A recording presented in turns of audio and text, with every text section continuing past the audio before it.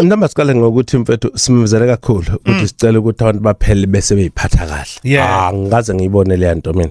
Abantu abangaka kodwa bayiphathe kahle ngalendlela. Enzona sabonga kakhulu kumphakathi nje iSouth Africa nje yonke, especially isizwe samabhinqa baziphatha kahle. Baziphatha kahle emsinga. Uyabona mase kusetshenzwe kangaka ujabuliso ukuthi bayibona umsebenzi oswenzile abantu bawubona kakhulu.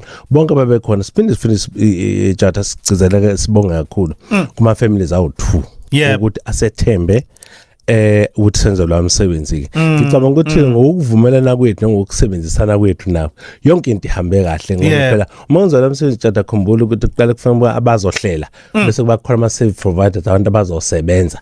Akukho esikuthembisile esingazange sikudeliver ngalelanga.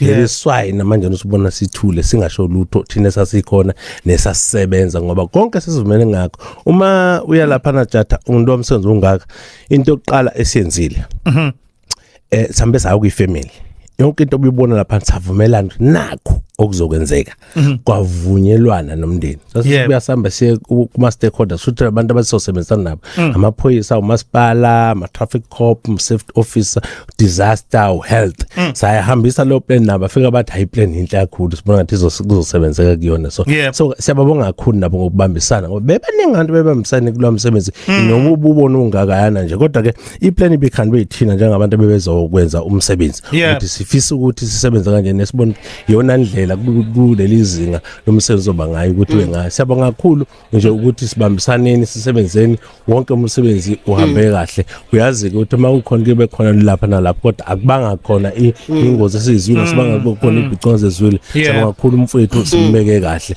Uyazi ke jatha lapha besiyofihla umfowethu esimaziyo esisebenze naye esilimale kakhulu kade hamba konke besikwenza ngoba besimazi ingakho thina besikhona sisebenzile sibonga abasupportile ukuthi sifike umfowethu kunjalo ngempela kuhambe kahle endlela isimanga. Babnala ke ngiyazi ukuthi mhlawumbe wena ungakhuluma nje kodwa uyazi uma kukhuluma abantu ngisho na ku social media besho umsebenzi omuhle bewuncoma hayi mina ke ngithi mina ke umuntu umsebenzi wakhe uyayikhulumela kade ngikhuluma kakhulu kukhona la into ke sicela ukuthi ke sukulelise yona ke babnala khona uzozwa ngempela ukuthi abantu bathini ngempela ngamathole funerals. No, amathole lezi imoto zawo siyadinga ukuyigibela sisaphila. Ake bevula ipolicy ethi after a certain period of time uvumelekile ukuthi ngebirthday yakho bakuboleke imoto noma zimbili noma eyodwa ke. Uvele nje ku sunroof uhamba ubingelela abantu uthi guys I'm not dead. I'm just celebrating. Ngoba amaxoku nanga umncwabo abazenzisi abantu ade bekuhleba abanye bekhulebe nabanye nje bengakuthandisisi engathi impela hayi cha kungake kukhulunywe nonala akasivulele leyo passage lelo le police. Ngiyabonga. I'm not dead. Eyodwa nje imoto.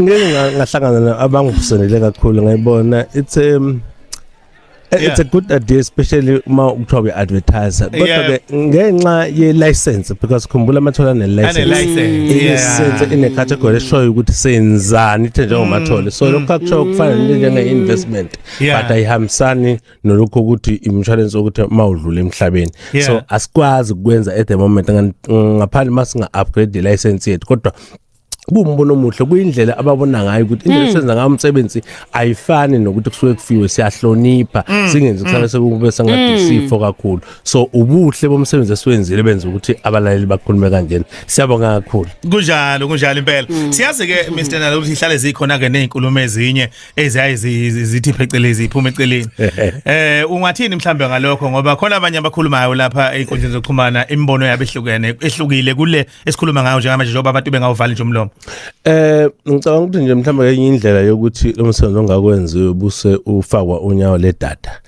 Ngoba ngisho ukuthi umunye ukukhuluma enye into ubengekho kade kuhlelwa inhlelo zokuthi kuzokwenziwa lani kuzokwenzeka kanjani. Ziqhamuka kumuntu kusiyona ingxenye yokuhlela ubengazi ukuthi kuzokwenzeka lani. Uyikhulumela nje umbono wakhe ngesimpikiseke because bonke abantu bavumile ukukhuluma kodwa engingakusho ukuthi ngeke ngabona nje indawana encane ekuthiwa khona imali eqoqwa abaculi iye kanjani kumathole yabizwa ngesoso. Angikhumbuli kulama meeting bengihamba mina nefamily nebesihle nabo beyikhuluma ngemali yesoso. Cha angikhumbuli angifuni ukungena kuyo uyazi yena ukuthi ukuthi ayikazi bekhona imali yesoso eqoqwa abaculi. 2 abantu abacelile ukuthi sibenzele umsebenzi ababona abaqashile sana ukufamily usho ukuthi nang umngcwabe sithi uzosenzela ngokuvumelana ukuthi na ibona abaculi. So uhlelo lethu thina singamathole besilenza nabaculi sihlibambisana nefamily akukho la liphume khona eceleni. Khumbula kunenkomo ebehambise ekhaya amagross ebehambise ekhaya akekho wakhuluma ngalona. So ngicabanga ukuthi nje lento ibhekiswe kubantu abathile bebenza lo msebenzi omkhulu kangaka kube sengathi khona into errong abayenzile. Okunye uma ukhuluma ngo230 awuzange kube umncabo kaGupta eyedwa.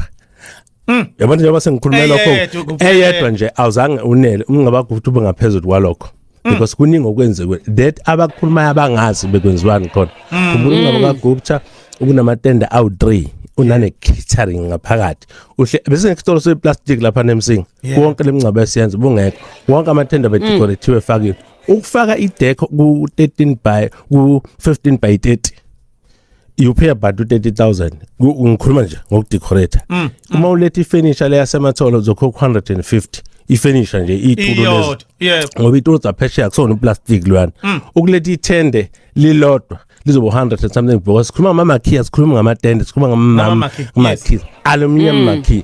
So ke isound ne stage esingakayana kodwa uNkulunkulu wami tata yikho ngisho ngithi ungazi khona kuyakwenza ngendlala we stage lo yana isound engakaya ungazi khona kuyangizona ugcina usophawula ngento ebengakufuni. Okunye ke ngiphawula ngoba bengikhona ekushaya kufanele ngabe ngiyaphawula because on if umndeni wakadlamini nabaciko ethi nala ebezona ngikhawenzanga ngiyophendula ngisho ngithi mhlawumbe kwenzakaleni kodwa bekhona ubonile senze nokungaphezulu ngoba kanjani ebesikuthembisile. Ayi bethuke uNala wamathole funeral services ubese ukhosini FM waphinde wayiveza indaba ke ukuthi ke ayikho into abazenzela yona bengaxhumananga nomndeni emncwabeni kaSicebe Dlamini kanye noGupta. Uyasho ukuthi ke umncwabo nje kaGupta uwodwa awuqedi u230,000 kruthi nje uwodwa 100,000 kwayibona muncane. So nganisa ukuthi kusho ukuthi kwayibona umncwabo kaGupta ububiza uwodwa.